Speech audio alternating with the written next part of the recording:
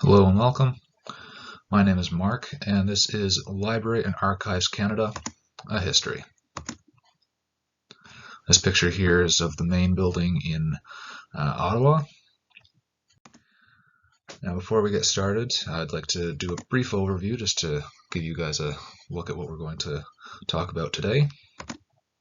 So, Library and Archives Canada is a government institution that preserves and makes accessible the documentary heritage of Canada. It is also where government documents are kept.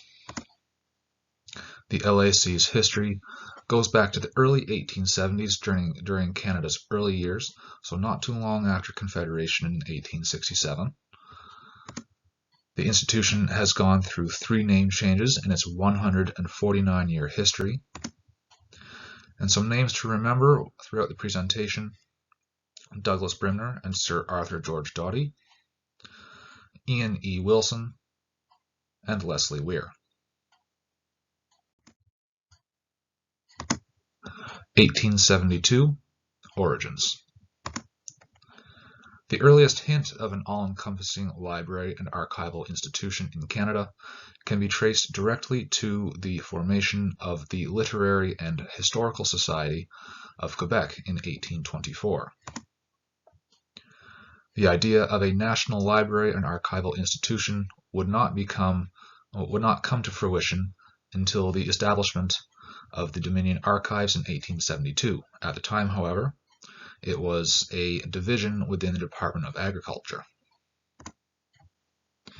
This was achieved when a petition was started in 1870 by Dr. H. H. Miles to have all of Canada's records in one place and safe from damages. The Governor-General and the House of Commons were willing to create this new government entity, but the committee they put in charge ultimately left it to the Minister of Agriculture since it was under his jurisdiction. Final approval came in 1872, and the Dominion Archives were born with Douglas Brimner as the first head of the department, though he had no formal title, 3 empty rooms, and some expectation that the archives would be a part-time job. Little did he know that it would be a full-time job. Moving forward, 1912, a transformation begins. A few years prior, in 1904, Sir Arthur George Doughty is made head of the Dominion Archives. In 1912, Doughty is assigned to a royal commission with Sir Joseph Pope to examine the departmental records, the state of the departmental records, The outcome was to make the division into its own government entity, the Public Archives of Canada, with the new responsibility of managing government documents on all types of media. Doughty and Pope's commission drew up a report by 1914 with recommendations on how to proceed with the changes. These changes included the establishment of a public records office as part of the archives.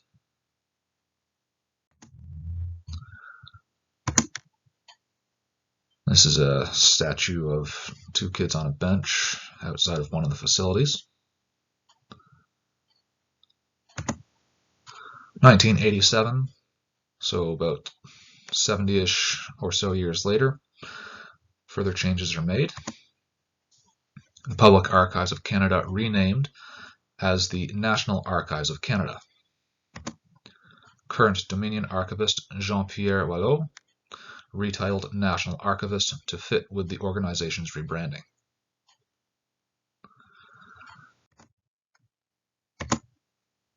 And more recently, in 2004, we have the final, or at least the most recent evolution of the LAC.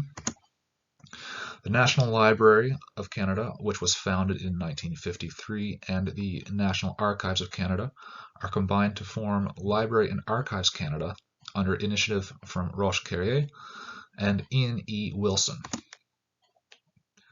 This was achieved with the passing of the Library and Archives Canada Act.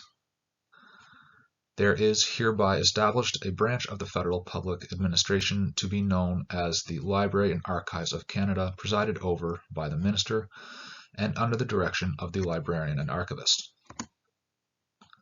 Ian E. Wilson was appointed the first Librarian and Archivist of Canada in July of that year.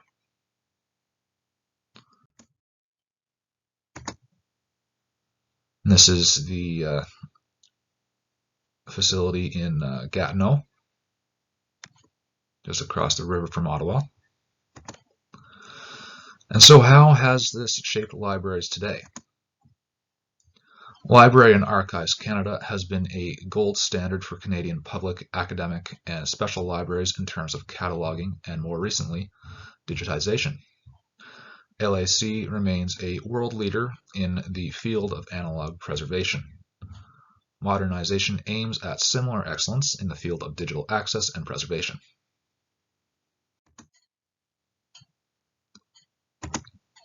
So in conclusion, Library and Archives Canada has evolved since its origins as the Dominion Archives in 1872 under Douglas Brimner. Its biggest transformations occurred in 1912 and 2004. These were thanks to Sir Arthur George Doughty and Ian E. Wilson, among others.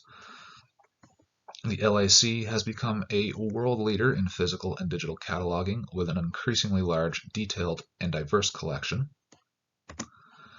Leslie Weir became the first female librarian and archivist of Canada in 2019. This is this background here as one of the stack sections in the main building there. As you can see, I've got quite an extensive collection. There's hundreds of rooms filled with stuff just like this. And it's just a poke through my references here if you guys want to check anything out. So my sources, I used the Library and Archives Canada website, their About Us page. You can learn all about what they've got there and who's in charge, who does what. There's the link. And then my next source was A Noble Dream, The Origins of the Public Archives of Canada in Archivaria, issue 15, pages 16 to 35, in 1982, by Ian E. Wilson himself. You can read it at that link there if you want. Next, I did use the main Wikipedia article, though I did make sure to verify the sources that were used, just so that everything was in order. And I used a snippet from the Library and Archives Canada Act as well, issued by Parliament of Canada in 2004. An act to establish the Library and Archives of Canada, to amend the Copyright Act, and to amend certain acts in consequence, retrieved from the Parliament of Canada website, so you can read it there if you want. Government documents are pretty dry, but read it if you want. And images. The first picture on the front page there was the main building. Second image is that sculpture. Third image was the Gatineau Preservation Center. And this I got from the, this last one I got from the LAC website.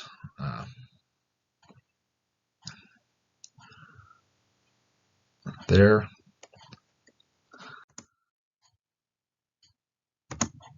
The end. Thank you all for listening. I hope you enjoyed. Have a great rest of your day.